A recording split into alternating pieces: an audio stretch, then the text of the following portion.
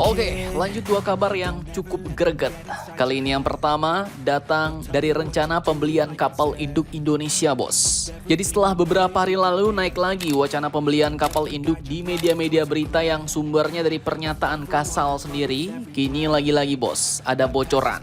Bocor halus tapi keliling di mana katanya ada alokasi anggaran untuk pengadaan aircraft carrier beserta paket dukungannya senilai 450 juta US dollar atau sekitar 7,3 triliun rupiah. Mantap, mantap Jos. Nah, pertanyaannya paket dukungan seperti apakah itu? Apakah paket juga termasuk jet tempur Harrier yang sempat digosip-gosipkan kemarin? Apa sajakah nanti gendongan kapal induk ini kalau jadi dibeli? Setelah ini kita kupas bos. Kemudian kabar kedua datang dari rencana pengadaan kapal selam Indonesia, di mana baru-baru ini TNI Angkatan Laut mengakui memang pernah berencana untuk mengambil kapal selam Tiongkok bos. Namun saat ini fokusnya adalah ke kapal selam Skorpen. Nah, bagaimanakah itu pernyataannya dan berapa target kapal selam TNI Angkatan Laut sebenarnya dalam tahun-tahun mendatang ini? Penasaran beritanya? Cus, mari kita kupas berita lengkapnya satu per satu bosku.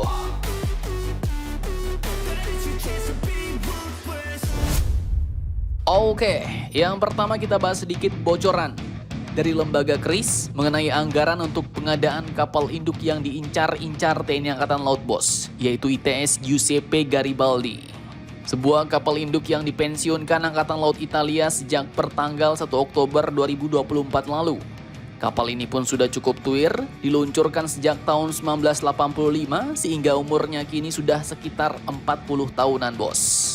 Nah, kemudian selain itu juga dari beberapa kolom komentar lembaga KRIS, kita dapatkan info bahwa alokasi anggaran sebesar 450 juta USD atau sekitar 7,3 triliun rupiah ini sudah termasuk dengan paket modernisasi, upgrade dan modifikasi dari pihak Fincantieri.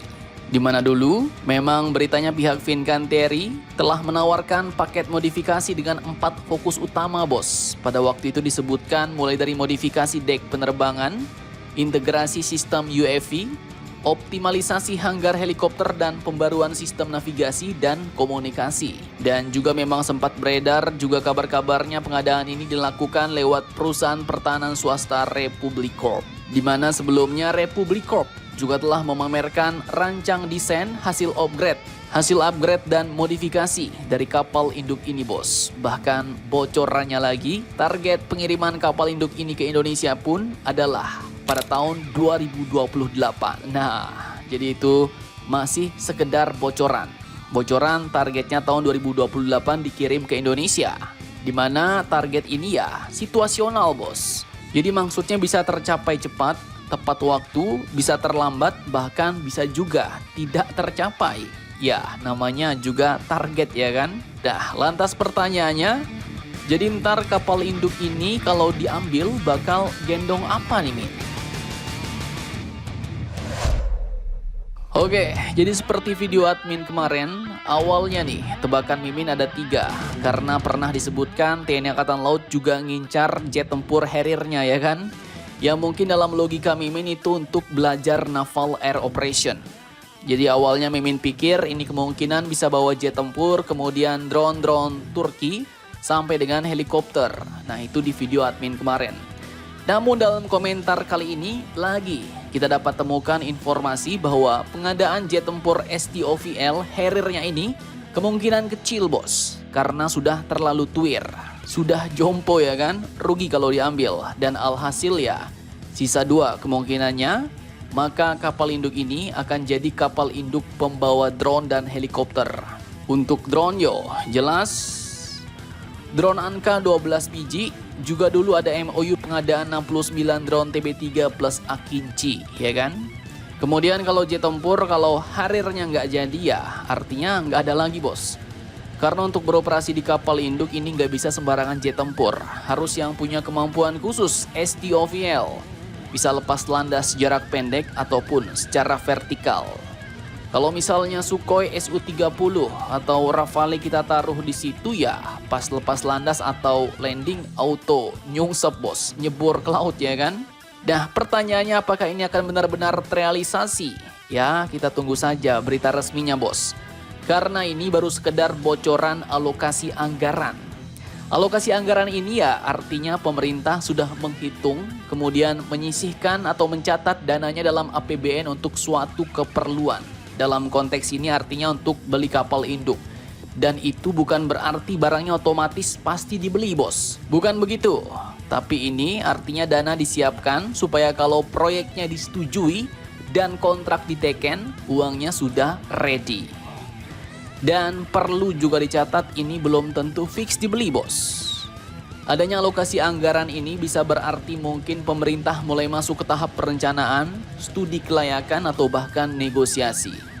Dan kita baru bisa menyebutnya fix dibeli kalau misalnya ada dokumen kontrak pembelian resmi yang diteken, kemudian ada pengumuman resmi pemerintah atau Kemhan dan biasanya disertai dengan detail pengadaan serta vendor yang jelas disebutkan. Nah, sekian dari Mimin Tukimin, kita lanjut ke kabar kapal selam selanjutnya bosku.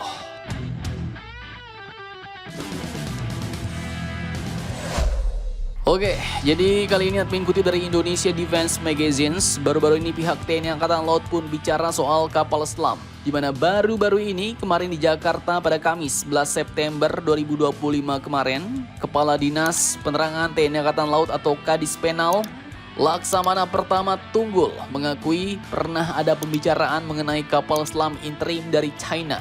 Namun jalur yang kini sudah berjalan adalah proyek kerjasama dengan Prancis untuk menghadirkan kapal selam Scorpion Evolve. Memang pernah ada pembicaraan terkait kapal selam interim dari Tiongkok, tapi yang jelas untuk kapal selam TNI Angkatan Laut saat ini yang sudah berjalan adalah kapal selam Scorpion dari Prancis, kata Tunggul dalam keterangannya bos. Nah ini pernyataan terbaru bos. Jadi kalau admin tangkap memang mungkin rencana kapal selam China ini mungkin tetap masih masuk dalam perencanaan. Entah bagaimana ke depannya atau kapal selam Tiongkok yang mana lagi. Soalnya kapal selam S-26T Tiongkok yang katanya tak jadi diambil Thailand kemarin akhirnya telah disetujui oleh Menhan Thailand sebelum ia mengundurkan diri pada bulan Juli lalu. Ini dia sumbernya. Jadi kalau masih ngincar punya Tiongkok berarti ngambil yang baru bos. Dari nol dibuat. Kemudian lanjut dalam proyeksi jangka panjang, postur kekuatan TNI Angkatan Laut periode 2025 sampai 2045 ini menargetkan Indonesia untuk memiliki 12 kapal selam. Nah, target ini katanya dianggap ideal untuk menjaga stabilitas keamanan maritim dan pengawasan wilayah perairan nasional. Mantap, mantap Jos. Tapi di zaman sekarang sepertinya untuk patroli di kedalaman laut mungkin kita bisa banyakin bos. Kapal selam tanpa awak ya kan. Dengan sistem automation mungkin patroli bakal lebih efektif dalam menjaga setiap jengkal kawasan kedalaman laut Indonesia. Nah, jadi bagaimana menurut kalian tentang hal ini? Jangan lupa komentar, tetaplah kalian barbar dan jangan santai terus demi Indonesia tangguh. Salam Indomax Indo Magazines.